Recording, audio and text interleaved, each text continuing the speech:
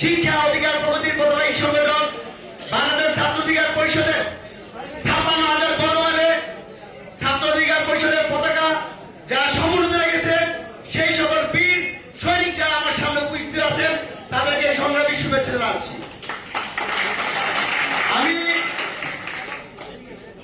2018 সাল থেকে পরিষদের সাথে যুক্ত আছি। 2018 সালে আমি 15 জুলাই সহ 3বার হামলার শিকার হয়েছি। 2019 সালে আপনারা জানেন গণ অধিকার পরিষদের সভাপতি নাসিরুল বিবি নুরুলকে হত্যা করার জন্য যে হামলা করেছিল, সেখানে আমি হামলার শিকার হয়েছি। 2020 সালে মৎস্য ভবনের হামলার শিকার হয়েছি। 2021 সালে ভারতীয় আগ্রাসন আধিপত্য তাদের বিরুদ্ধে লড়াই করতে গিয়ে 183 দিন জেলে ছিলাম। 2022 সালে শহীদ আবরার ভারতের স্মরণ সভা প্রোগ্রাম করতে গিয়ে 2 মাস জেলে ছিলাম। 2023 সালে 1 আগস্ট আমাকে আমার বাসা থেকে ডিবি তুলে নিয়ে নির্মম নির্যাতন করেছে। পরবর্তীতে আপনারা দেখেছেন 2023 সালের 28 অক্টোবর থেকে ফেসিবাদ বিরোধী লড়াই সংগ্রামে ছাত্র অধিকার পরিষদের একজন কর্মী হিসাবে আমি আমার সর্বোচ্চটুকু দিয়ে নেতৃত্ব দেওয়ার চেষ্টা করেছি।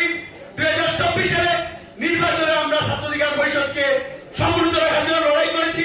সর্বশেষ আপনারা জানেন 5 জুন থেকে কোটা যুক্তি সংস্কার করার জন্য যে আমরা লড়াই সংগ্রাম করেছি, ঠিক সেই সময় আমরা মনে করেছি বাংলাদেশের প্রত্যেকটা পড়তে অন্যায় অনিয়ম দুর্নীতি হচ্ছে, সুতরাং কোটা যুক্তি সংস্কার নয়, পুরো বাংলাদেশকেই সংস্কার করতে হবে। সেই সংস্কারের জন্য আমরা শেখ হাসিনাকে আমরা বাংলাদেশ থেকে বিদায় করতে পেরেছি। সেই লড়াই আমি নাজমুল হাসান বৈষম্য বিরোধী ছাত্র আন্দোলনের কেন্দ্রীয় সমন্বয় হিসেবে কাজ করেছি। সেটা নেতৃত্ব দিতে গিয়ে 15 জুলাই ঢাকা বিশ্ববিদ্যালয়ের বিসি চত্বরে আমি ছাত্রলীগের বড় নির্যাতনের শিকার হয়েছি, হসপিটালে ছিলাম। তারপর আমি আমার জায়গা থেকে সর্বোচ্চ চেষ্টা করেছি। পরবর্তীতে যেদিন শেখ হাসিনা বাংলাদেশ থেকে পালা গেছিল, সেদিন 5 আগস্ট সকাল 8:30টায় আমরা মনে করেছিলাম আমরা যদি যারা কেন্দ্রের সমন্বয় আছি অথবা দায়িত্বশীল যারা আছি, আমরা যদি শহীদ মিনার থেকে একটা বক্তব্য দিতে পারি যে ভাই আমরা আছি, আপনার ভয় নাই, সেই জন্য আমরা সকালে গিয়েছিলাম। যাওয়ার সাথেই বক্সিবাজার মোড় থেকে আমাকে গ্রেপ্তার করে। আমার সাথে তসলিম হোসেন অভিক ছিলেন, ঢাকা মহানগর সমন্বয়ক ছিলেন 2 জন। পরবর্তীতে শাহবাগ থানা নির্মম নির্যাতন করে। দুপুর যখন 12টা বাজে তখন শাহবাগ থানার অপারেশনের দায়িত্বে ছিলেন আশা, তিনি আমাকে অভিকে আর 2 জনকে বলেছিলেন তোরা যারা সমন্বয় আছো সব ফিরিয়ে গুলি করার নির্দেশ আছে। দুপুর 12টার দিকে আমাকে ক্লোজ ফায়ার করার জন্য সিটিসি দিকে যায় কাউন্টার প্রেসিডেন্টে। আল্লাহর কাছে অশেষ রহমত এবং আমি মনে প্রাণে বিশ্বাস করছিলাম, হে আল্লাহ আমাকে যদি শহীদ মর্যাদা দেওয়ার মাধ্যমে শেখ হাসিনাকে বাংলাদেশে সরে যায়, আমি শহীদ হইতে প্রস্তুত আছি।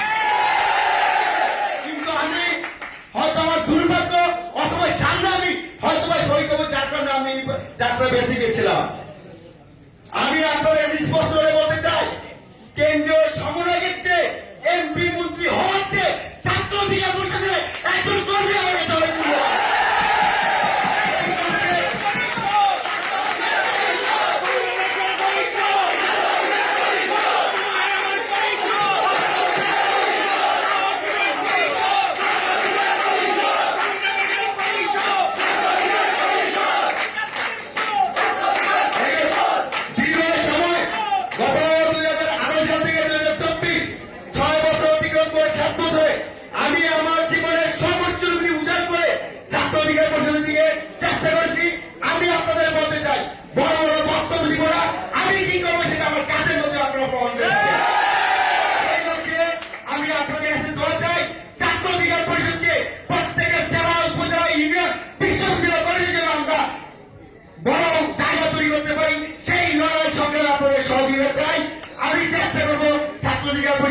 মান ইজ্জত আছে। আমি যদি দায়িত্ব পাই সেটা আমার জীবনের বিনিময়ে রক্ষা করবো।